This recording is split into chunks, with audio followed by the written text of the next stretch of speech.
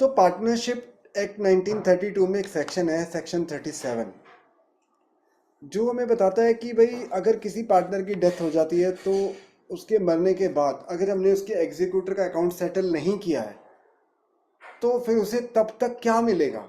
ठीक है, जो हमने जिस पार्टनर की डेथ हुई है उसका फॉर एग्जांपल उसका बैलेंस 2 लाख का निकल कर आ रहा है आफ्टर ऑल एडजस्टमेंट, जो हमें उसके एग्जीक्यूटर को देने हैं 2 लाख।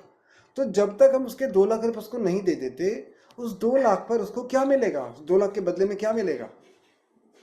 तो उसमें दो ऑप्शन है और रूल एप्लीकेबल होता है which is higher, whichever is higher, मतलब जो दोनों में से ज़्यादा होगा।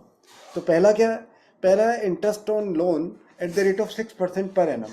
सिंपल सी बात है कि जिस डेट को डेथ हुई है वहाँ से लेकर जब तक हम उसका लोन सेटल नहीं कर देते तब तक उसको 6% पर एनम के रेट से इंटरेस्ट मिलेगा, या तो इंटरेस्ट या फिर नंबर 2 प्रॉफिट। अब प्रॉफिट मिलेगा, जो फर्म कमाएगी उसका प्रॉफिट में से उसको शेयर मिलेगा, लेकिन बात है वो शेयर कैसे निकलेगा।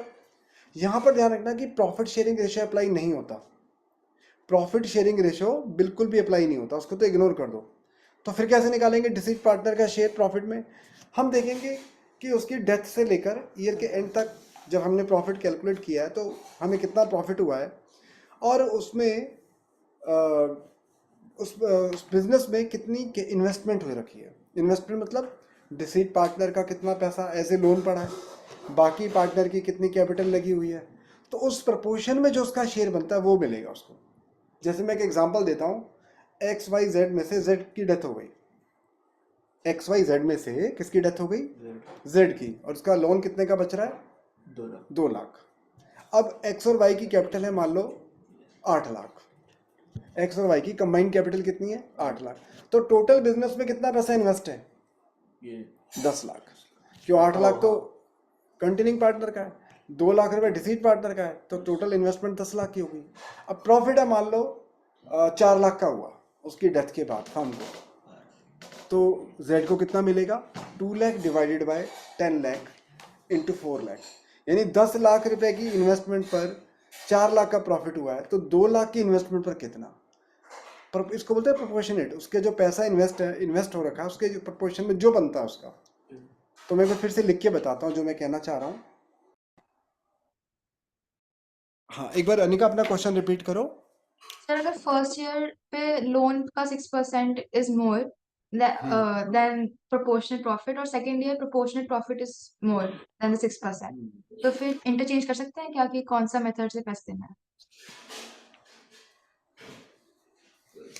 तो डेथ के बाद पहले साल जब अकाउंट क्लोज हुए तब तो 6% पर एनम ज़्यादा बनता है प्रॉफिट से, तो उसको ये मिलेगा, यानी कि 6% पर एनम। और अगर सेकेंड ईयर में प्रॉफिट की परसेंटेज कम बन रही है लेकिन प्रॉफिट में से शेयर ज़्यादा बन रहा है, तो उस केस में उसको प्रॉफिट में से जो शेयर बनता है वो मिलेगा, यानी विच एवर इज हायर वाली बात अप्लाई होगी। अब मैं इस चीज़ को एक एग्जांपल देके समझा देता हूँ।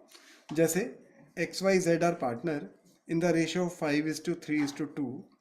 Z died on 1st of July 2024, and profit till 31st March 2025 is rupees 2 lakh। यानी 1 जुलाई से लेकर 31 मार्च तक के प्रॉफिट कितने हुए, 2 लाख के। एंड जेड्स एग्जीक्यूटर का जो बैलेंस है वो है मान लो 3 लाख रुपए का बैलेंस है।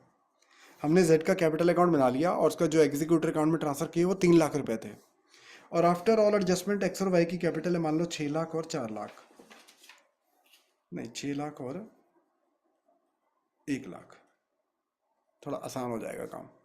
एक्स की कैपिटल है 6 लाख, वाई की है 1 लाख, और जेड की एग्जीक्यूटर का बैलेंस है 3 लाख। अब जेड को कितना मिलेगा, तो मैंने बोला था विच एवर इज हायर, मतलब पहला है इंटरेस्ट ऑन लोन, तो वो होगा 3 लाख पर 6% पर एनम के रेट से 9 महीने का इंटरेस्ट, 1 जुलाई से लेकर 31 मार्च तक 9 महीने, तो ये बनता है 18,000 का 75%, 13,500।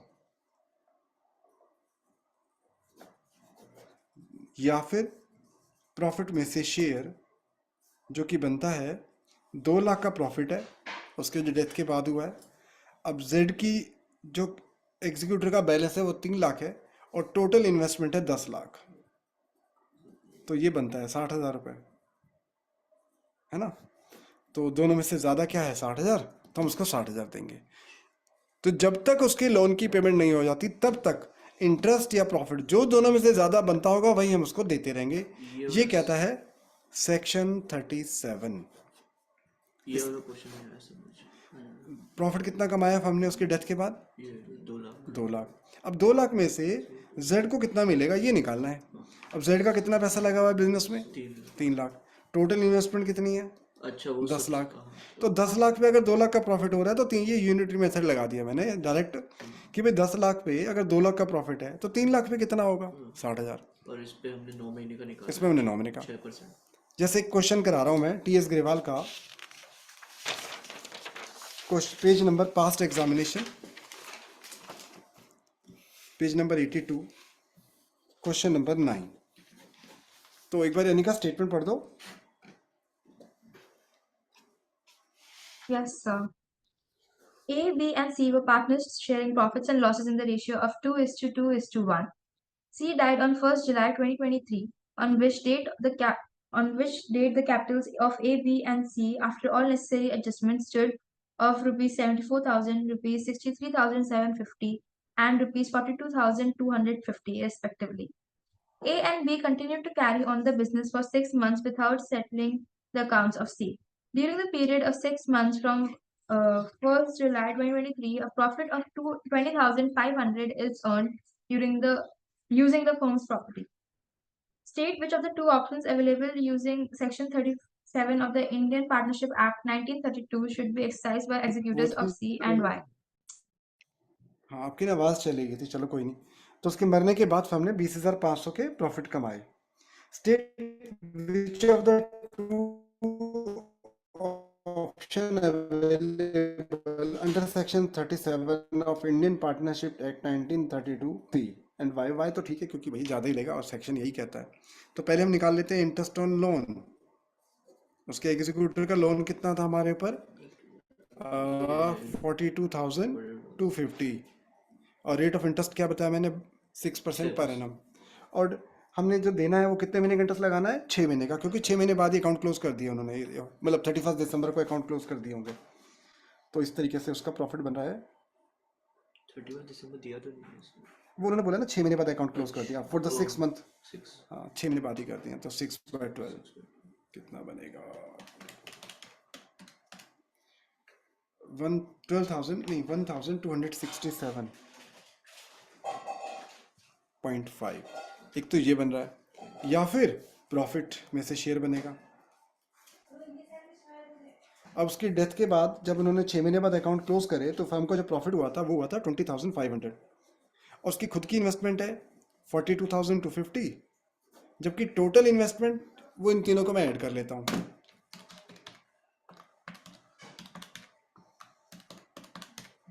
तीनों की इन्वेस्टमेंट है 1,80,000, तो यहाँ से निकला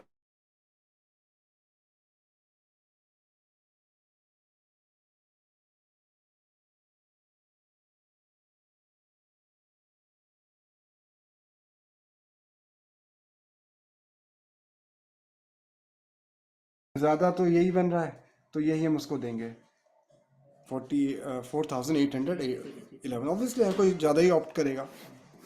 तो यही है सेक्शन 37।